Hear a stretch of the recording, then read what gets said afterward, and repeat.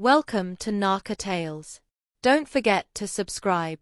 They called themselves inseparable, Anna and Bella, two halves of a single soul who'd laughed together in sweaty high school gyms and whispered secrets beneath dorm room lofts. Everyone envied the bond they seemed to share, the effortless way they finished each other's sentences, the seamless way they moved through life side by side. But beneath that perfect veneer lay a carefully kept secret. Each harbored a seething jealousy, a hidden resentment so deep it would one day consume them both. From the moment they graduated, Anna and Bella charted parallel courses. Anna, with her dark curls and biting wit, fell hard for Marco, the charismatic soccer captain whose easy grin made girls swoon. Bella, whose serene smile masked a restless ambition, gravitated toward Daniel, a music major whose soulful guitar riffs lingered like the echo of a half-remembered dream. The four of them formed a tight quartet, Anna with Marco at her arm, Bella with Daniel close behind, each couple the envy of their college circle. But loyalty was a fragile thing. Late nights in dimly lit practice rooms, whispered confidences over beer-stained trays in the student union, a flirtatious joke too easily interpreted. Soon, Anna found herself in Marco's arms beneath the bleachers. Bella discovered Daniel's lips brushing hers in an empty corridor. They didn't set out to betray each other. They simply got lost in a heady haze of desire and wounded pride. Each fling felt like sweet revenge on the one who always seemed just a little more beautiful, a little more deserving. And so they kept their secrets, burying them under years of birthday cakes and brunches and endless social media posts that proclaimed their unbreakable sisterhood. No one suspected a thing, even as Anna's laughter rang hollow when Bella's name was mentioned, and Bella's eyes flickered with cold fire whenever Anna praised Marco's latest goal. Behind closed doors, they nursed grudges as carefully as they'd nursed broken hearts, waiting for the perfect moment to strike. That moment arrived in the form of two invitations, delivered on the same dusty afternoon by the same gilded courier. Anna's wedding in June. Bella's wedding in June. Neither blinked as they compared dates. June 12th, same venue, same time. Their mutual friends exchanged frantic texts.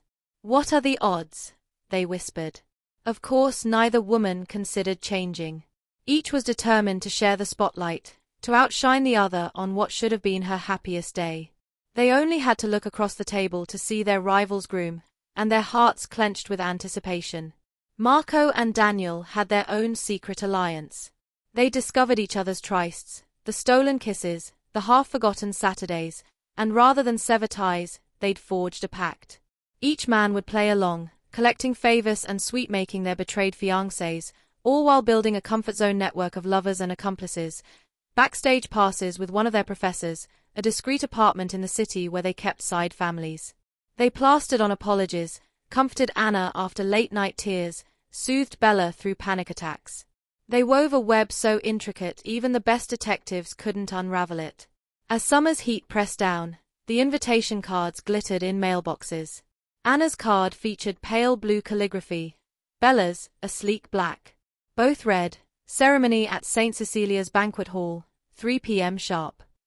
Guests murmured about the coincidence. Some whispered that perhaps it was fate, others sensed the glint of a carefully laid trap. But neither bride paused to consider that their dearest friend, Anna's maid of honor, Bella's matron of honor, might be silently trembling at the altar. On June 12th, the day dawned clear and merciless. Anna stepped into her gown, ivory lace hugging every curve, and admired herself in the mirror. She practiced her radiant smile, recalled the vows she'd composed by candlelight. "I pledge my heart to you, Marco, no matter what storms may come." Meanwhile, Bella fastened the pearl necklace her grandmother had given her, smoothing the satin of her champagne-hued dress. "Daniel," she whispered into the quiet, "I will stand by you through life's darkest nights." Their friends and families arrived in a single wave of laughter and chatter, filling the vaulted cathedral-like hall with life. At 2:45 p.m., Anna processed down the aisle, her chest hammered with adrenaline. Marco's eyes glistened with unshed tears. 3 pews over, Anna spotted Bella, her face a mask of perfect composure, lips pressed into a determined line. And just beyond Bella, Daniel aimed a quick glance back at Anna, as if to say, "You'll see soon enough." At 3 p.m. on the dot, the pastor raised his voice. Anna and Marco faced each other under a bower of orchids, Bella and Daniel under a garland of ivy. "Dearly beloved, We are gathered here, his words echoed in the hush. And then came the moment they both dreamed of, and dreaded. You may now kiss your bride. Marco surged forward, but not toward Anna. He slipped into Bella's space, lips brushing her cheek. At the same moment, Daniel pivoted from Bella and pressed a light kiss to Anna's temple. Gasps rippled through the crowd. Anna froze, Bella's pearl necklace sparkling against her throat. The pastor blinked, uncertain whether to intervene. Protesters arise, he intoned. The old ritual's words stumbled on his lips. No one moved, but then Anna raised her trembling hand. Wait. Her voice cracked like ice. We need to pause. A ripple of confusion ran through the hall. The two brides looked at each other, eyes wide, and a terrible understanding settled between them. The pastor leaned forward. Madam. Anna drew in a ragged breath. We thought we had truths to reveal. Bella's throat bobbed. Anna swallowed, then went on, voice growing stronger. You see, she glanced at Marco, whose face had gone ashen. I slept with Daniel. A ripple of shock coursed through the gathering. Last summer, beneath those same stars, we betrayed each other. Bella's voice cracked as she echoed the admission.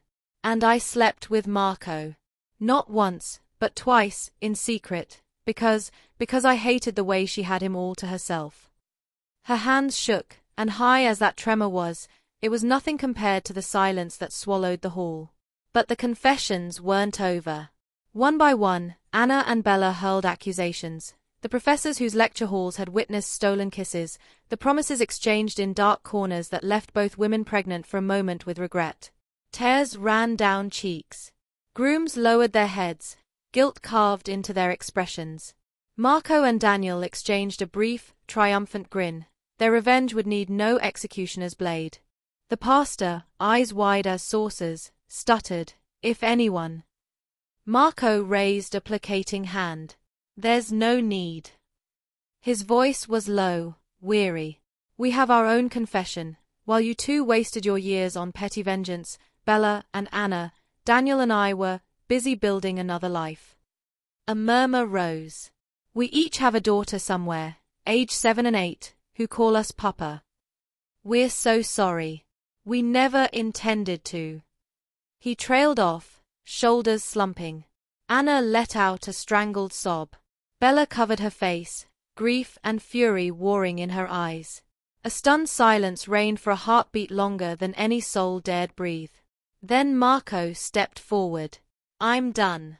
No more games. His tone brooked no argument. Daniel nodded. Guests watched as the two men walked away from their brides, away from the altar, away from the stunned congregation. In the hush, the only sound was the pastor's exhalation. And then pandemonium. Families shouted, cameras flashed. Anna collapsed to her knees, her gown fanning around her like a shattered dream. Bella staggered backward into a pillar, hands clawing at her hair.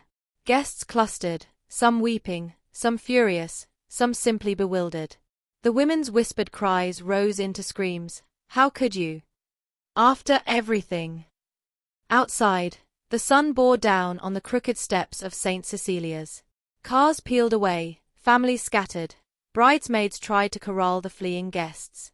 Meanwhile, on the marble floor inside, Anna and Bella clung to each other in agonized fury, realizing that their lifelong rivalry had led to this mutual ruin. Neither could lay sole blame. They had betrayed each other, betrayed those who loved them, and now there was nowhere left to hide. Within hours, the story exploded across every news outlet. Double wedding disaster, brides betrayed, scandal at St. Cecilia's. Gossip reigned supreme. The two men slipped away, leaving behind a church of heartbreak. They resurfaced days later, living in anonymity with their hidden families, free from the women whose trust they'd shattered. Anna and Bella's families, red-eyed and broken, faced a truth no parent should endure, that the ones you raise in love can become your greatest source of sorrow. As the weeks passed, Anna's spirals of anger and shame led to a violent confrontation with her mother's new partner. Police were called, and she spent a month in a psychiatric hold before her records were sealed.